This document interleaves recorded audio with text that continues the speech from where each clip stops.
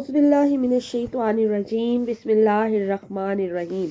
हज़रत अबू हुरैरा रज़ी अल्लाह तआला अन्हो से रवायत है कि रसूलुल्लाह सल्लल्लाहु अलैहि वसल्लम ने इरशाद फरमाया, तुम में से जब कोई शख्स सोता है तो शैतान उसकी गुद्दी पर 3 गिरह लगा देता है। हर गिरह पर ये फूंक देता है, अभी रात बहुत बड़ी है, सोता रहे। अगर इंसान बेदार होकर अल्लाह ताला का नाम ले लेता है तो एक गिरह खुल जाती है। अगर वजू कर लेता है तो दूसरी गिरह भी खुल जाती है। फिर अगर तहज्जुद पढ़ लेता है तो तमाम गिरह खुल जाती है। चुनाचे सुबह को चुस्त हशाश बशाश होता है, उसे बहुत बड़ी खैर मिल चुकी होती है। और अगर तहज्जुद नहीं पढ़ता तो सुस्त रहता है, तबीयत बोझल होती है और बहुत बड़ी खैर से महरूम हो जाता है। हज़रत उक़बा बिन आमिर रज़ी अल्लाह ताला अन्हु फरमाते हैं, मैंने रसूल अल्लाह सल्लल्लाहु अलैहि वसल्लम को ये इरशाद फरमाते हुए सुना, मेरी उम्मत के 2 आदमियों में से एक रात को उठता है और तबीयत के ना चाहते हुए भी अपने आप को इस हाल में वजू पर आमादा करता है कि उस पर शैतान की तरफ से गिरह लगी होती है। जब वजू में अपने दोनों हाथ धोता है तो एक गिरह खुल जाती है, जब चेहरा धोता है तो दूसरी गिरह भी खुल जाती है, जब सर का मसा करता है तो एक और गिरह खुल जाती है, जब पाँव धोता है तो एक गिरह और खुल जाती है। फिर अल्लाह ताला फरिश्तों से फरमाते हैं जो इंसानों की निगाहों से ओझल है, मेरे इस बंदे को देखो कि वो किस तरह मुशक्कत उठा रहा है। मेरा ये बंदा मुझसे जो मांगेगा वो उसे मिलेगा। सुभान अल्लाह। अस्सलाम वालेकुम। क्या हाल है व्यूअर्स आप लोगों के? मैं उम्मीद करती हूँ कि आप लोग खैर आफियत से होंगे और आप लोगों के लिए बहुत सारी दुआओं के साथ मैं आपकी मेज़बान लैला हाजिर हूँ अपने चैनल वजीफा इन उर्दू में। व्यूअर्स, सबसे पहले आपसे रिक्वेस्ट है कि मेरे चैनल को सब्सक्राइब कर लीजिए ताकि जैसे ही मेरे चैनल पर कोई वीडियो आए वो आपको फौरी तौर पर मिल जाए, क्योंकि तमाम वजीफे और तमाम वीडियोस जितना भी मेरा चैनल पर मौजूद है वो सब आपकी रिक्वेस्ट पर है और आपकी भलाई के लिए है। तो इसलिए चैनल को सब्सक्राइब भी कर लीजिए और साथ में बेल का निशान ज़रूर प्रेस कर लें ताकि जैसे वीडियो अपलोड हो सबसे पहले नोटिफिकेशन आप तक पहुंच सके। और सदका जारिया समझकर वीडियो का लिंक जो है वो ज़रूरतमंद लोगों के साथ शेयर करें और मेरी हौसला अफजाई के लिए मेरी वीडियो को लाइक ज़रूर कीजिए। शुक्रिया। तो व्यूअर्स, आज का जो अमल मैं आप लोगों के लिए लेकर हाजिर हुई हूँ, ये ऐसा अमल है कि जब आपको लगे कि तमाम रास्ते बंद हो चुके हैं, अब आपके पास कोई रास्ता नहीं है, आप बहुत बेबस हो चुके हैं, बहुत परेशान हो चुके हैं, अल्लाह ताला से मांग मांग कर थक चुके हैं, लेकिन कोई रास्ता कोई वसीला कुछ भी नजर नहीं आता, तो आज का जो वजीफा है वो आपके इस बंद रास्ते को खोलने का वजीफा है। ठीक है, यानी कि आज जो वजीफा, आज की जो मैं अमल आपके लिए लेकर आई हूँ वो इस तरह का अमल है कि ये करके आपकी बेबसी दूर हो जाएगी। आप अगर मायूस हो चुके हैं तो ये मायूसी भी दूर हो जाएगी और अगर कोई आपको रास्ता नजर नहीं आ रहा वो रास्ता भी खुल जाएगा और आपके साथ भलाई का मामला हो जाएगा। जो अल्लाह ताला से मांग रहे हैं वो आपको मिल जाएगा।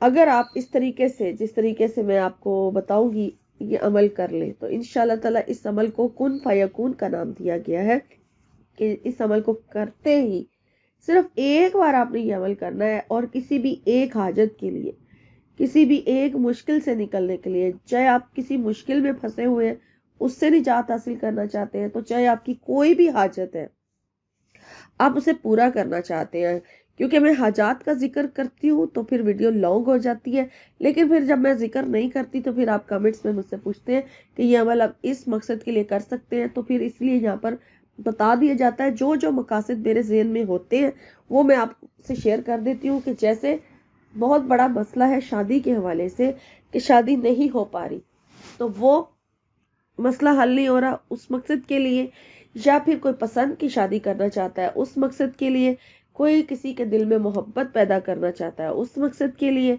یا کوئی کسی کو راضی کرنا چاہتا ہے، کوئی محبوب چھوڑ کر چلا گیا ہے، یا پھر لڑکا اور لڑکی راضی ہوتے ہیں تو والدین راضی نہیں ہو رہے ہوتے، کسی ایک طرف کوئی نہ کوئی راضی نہیں ہوتا، اس کو راضی کرنے کے لیے، نوکری حاصل کرنے کے لیے، ویزا حاصل کرنے کے لیے، کسی بیماری سے شفا کے لیے اور رزق میں برکت کے لیے، اگر اپنے ذاتی گھر کے مالک بننا چاہتے ہیں تو اس مقصد کے لیے، یعنی کہ جو مقاصد آپ کے ہیں، بے اولاد ہے تو اولاد حاصل کرنے کے لیے، اولاد فرما بردار نہیں ہے تو اس کو فرما بردار بنانے کے لیے، اب جو مقصد میرے ذہن میں تھے میں نے یہاں پر بیان کر دیے. لیکن عینی حاجت کا مسئلہ مطلب یہی ہوتا ہے کہ آپ کا جو بھی مقصد ہے، جو بھی آپ کا مسئلہ ہے، وہ آپ اس وظیفے کو کر کے اپنے رب سے حاصل کر سکتے ہیں. اور جیسا کہ میں نے حدیث سے بتایا کہ تہجد کی نماز ادا کرنے کے بعد جو اللہ تعالیٰ سے مانگا جاتا ہے وہ اللہ تعالیٰ آپ کو ضرور عطا کرتا ہے. تو یہ جو ٹائم ہے وہ بہت سوٹیبل ہے، کیونکہ جو آج کا عمل ہے وہ نماز حاجت کا عمل ہے. اور نماز حاجت اس طرح سے ہے کہ اس میں جو پڑھنے کے لیے آپ کو بتایا جائے گا وہ اتنی زبردست کلام ہے کہ ان کو پڑھنے کے بعد جو بھی آپ اپنے رب سے مانگیں گے وہ انشاءاللہ آپ کو ضرور عطا کی جائے گی. اور اس لیے یہ بہت پاورفل عمل ہے. اگر آپ اس کو، ویسے تو نفل نماز کا جو بھی ٹائم ہے اس میں آپ صرف ایک بار آپ نے یہ نماز، صرف ایک حاجت کے لیے ایک بار یہ نماز پڑھی جائے گی. اگر کوئی دوسری حاجت کے لیے پڑھنا چاہے تو پھر دوبارہ سے اس نماز کو پڑھا جائے گا دوسری حاجت کے لیے. لیکن ایک حاجت کے لیے ایک وقت میں آپ نے ایک ہی دفعہ نماز ادا کرنی ہے یہ والی. اور اگر آپ اسے کسی اور ٹائم پہ کرنا چاہیں تو وہ آپ کی مرضی ہے، لیکن اگر آپ اسے تہجد کے ٹائم پہ کریں گے تو بہت زیادہ آپ کو فائدہ حاصل ہوگا.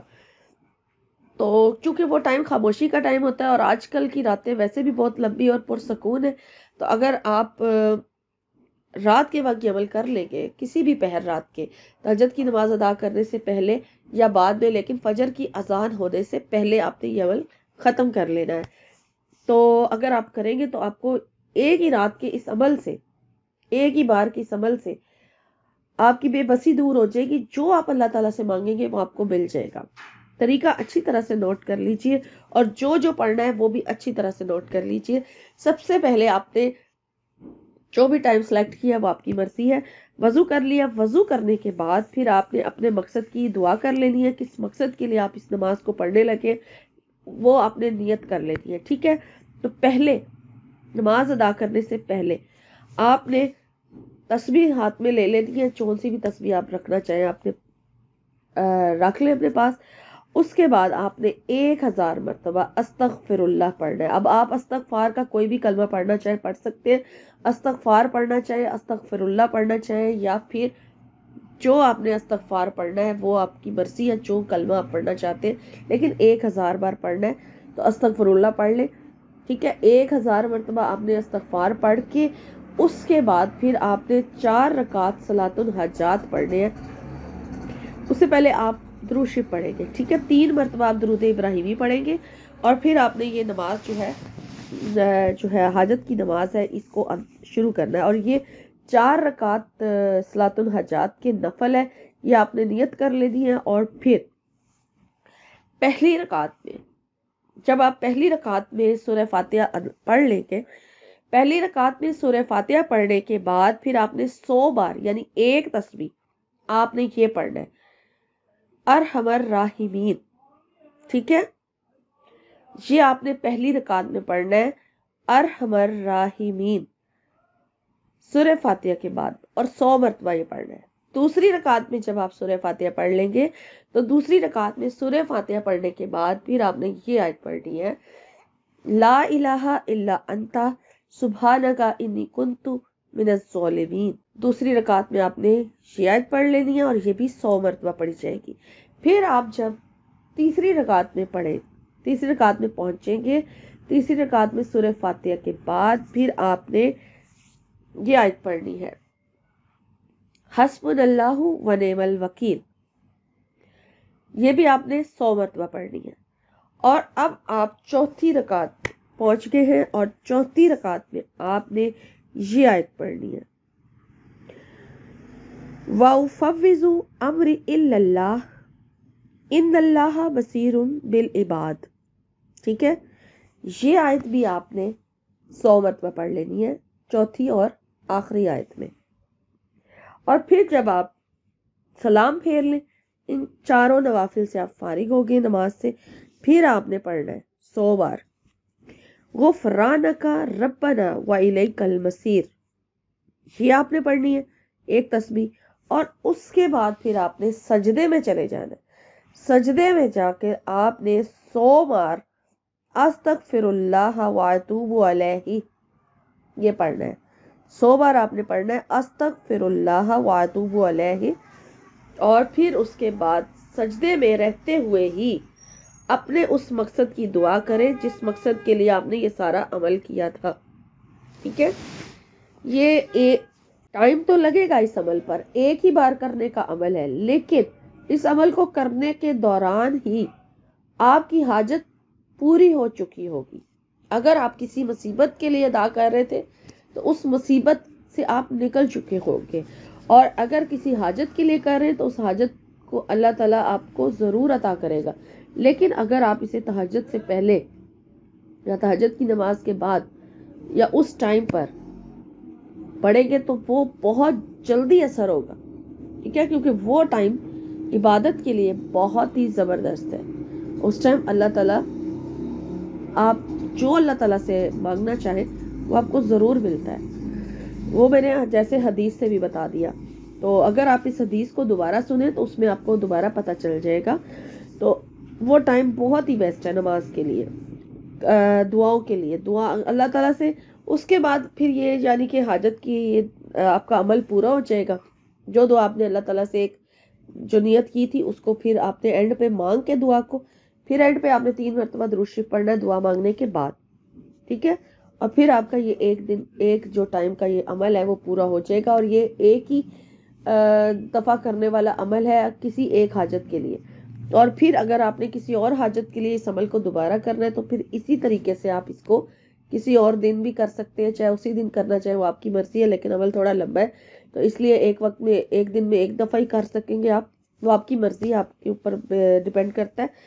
تو باقی یہ تھا آج کا وظیفہ، آج کی ویڈیو. اور امید کرتی ہوں کہ آج کا عمل آپ کو اچھا لگا ہوگا. تو انشاءاللہ تعالیٰ ایک نئے وظیفے کے ساتھ ایک نئی ویڈیو میں آپ کی خدمت میں حاضر ہوں گی. اپنا اور اپنوں کا بہت سارا خیال رکھیے گا، اور تمام امت مسلمہ کو دعا میں یاد رکھیں. فی امان اللہ.